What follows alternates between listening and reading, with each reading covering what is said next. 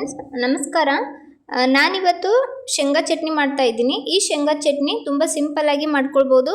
ಹಾಗೆ ಇದನ್ನು ಪೂರಿ, ದೋಸೆ ಹಾಗೆ ಪಡ್ಡು ಜೊತೆನೂ ತಿನ್ನೋದಕ್ಕೆ ಸೂಪರ್ ಕಾಂಬಿನೇಷನ್ ಆಗಿರುವಂಥ ಚಟ್ನಿ.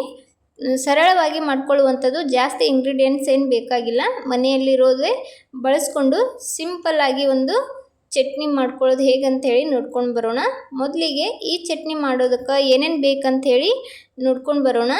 ನಾನಿಲ್ಲಿ ಒಂದು ಚಿಕ್ಕ ಕಪ್ನಲ್ಲಿ ಸ್ವಲ್ಪ ಶೇಂಗಾ ತೊಗೊಂಡಿದ್ದೀನಿ, ಒಂದು 4 ಕೆಂಪು ಮೆಣಸಿನ್ಕಾಯಿ, ಸ್ವಲ್ಪ ಹುಣಸೆಹಣ್ಣು, ಒಂದು ಸ್ವಲ್ಪ ಉಪ್ಪು, ಜೀರಿಗೆ, ಹಾಗೆ ಒಂದು ಸ್ವಲ್ಪ ಶುಂಠಿ ತೊಗೊಂಡಿದ್ದೀನಿ. ಒಂದು ಸ್ವಲ್ಪ ಇಲ್ಲಿ ನಾನು ಬೆಳ್ಳುಳ್ಳಿಯನ್ನು ಸಿಪ್ಪೆ ತೆಗೆದು ತೊಗೊಂಡಿದ್ದೀನಿ.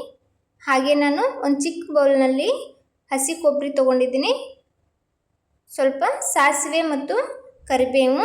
ಹೇಗೆ ಮಾಡೋದಂತ ನೋಡ್ಕೊಂಡು ಬರೋಣ. ನಾನು ಒಂದು ಪಾತ್ರೆಯಲ್ಲಿ ಶೇಂಗಾವನ್ನು ಎಣ್ಣೆ ಹಾಕ್ಕೊಂಡು ಸ್ವಲ್ಪ ಹೊತ್ತು ಫ್ರೈ ಮಾಡ್ಕೊಂಡಿದ್ದೆ. ಒಂದು ಹಾಫ್ ಫ್ರೈ ಆದ ನಂತರ ಅದಕ್ಕೆ ತೊಗೊಂಡಿರೋ ಮಸಾಲೆ ಎಲ್ಲನೂ ಹಾಕ್ಕೊಂಡಿದ್ದೀನಿ. ಕೆಂಪು ಮೆಣಸಿನ್ಕಾಯಿ, ಶುಂಠಿ, ಬೆಳ್ಳುಳ್ಳಿ, ಜೀರಿಗೆ, ಹಾಗೆ ಒಂದು ಸ್ವಲ್ಪ ಹುಣಸೆಹಣ್ಣು ಎಲ್ಲನೂ ಹಾಕಿಬಿಟ್ಟು ಇದನ್ನು ಕೂಡ ಎಣ್ಣೆ ಒಳಗೆ ಸ್ವಲ್ಪ ಹೊತ್ತು ನೀಟಾಗಿ ಫ್ರೈ ಮಾಡಿಕೊಂಡು, ಕೊಬ್ಬರಿನೂ ಹಾಕ್ಕೊಂಡು ಫ್ರೈ ಮಾಡಿ ಇದನ್ನು ಸ್ವಲ್ಪ ಹೊತ್ತು ಆರಿಸ್ಕೊಂಡು ನೀಟಾಗಿ ಗ್ರೈಂಡ್ ಮಾಡಿ ಇಟ್ಕೊಳ್ಳೋಣ. ಈ ಕಡೆ ನಾನು ಅದಕ್ಕೆ ಸಿಂಪಲ್ಲಾಗಿ ಒಂದು ಒಗ್ಗರಣೆ ಹಾಕ್ತಾಯಿದ್ದೀನಿ.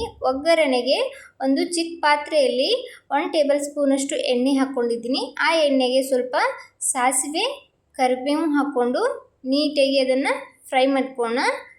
ತುಂಬ ಸಿಂಪಲ್ಲಾಗಿ ತಡ್ಕ ಕೊಡೋದು. ಇದಕ್ಕೆ ಬೇಕಾದ್ರೆ ನೀವು ಕೆಂಪು ಮೆಣಸಿನ್ಕಾಯಿ ಸಹ ಆ್ಯಡ್ ಮಾಡ್ಕೋಬೋದು ತಡ್ಕ ಕೊಡೋದಕ್ಕೆ.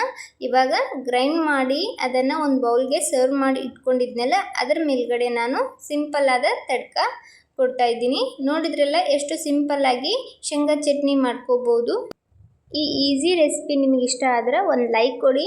ಇದೇ ಥರದ ಇನ್ನಷ್ಟು ರೆಸಿಪಿಗೋಸ್ಕರ ರಮ್ಯಾ ಮನೆ ಅಡುಗೆ ಚಾನಲನ್ನು ಸಬ್ಸ್ಕ್ರೈಬ್ ಮಾಡ್ಕೊಳ್ಳಿ.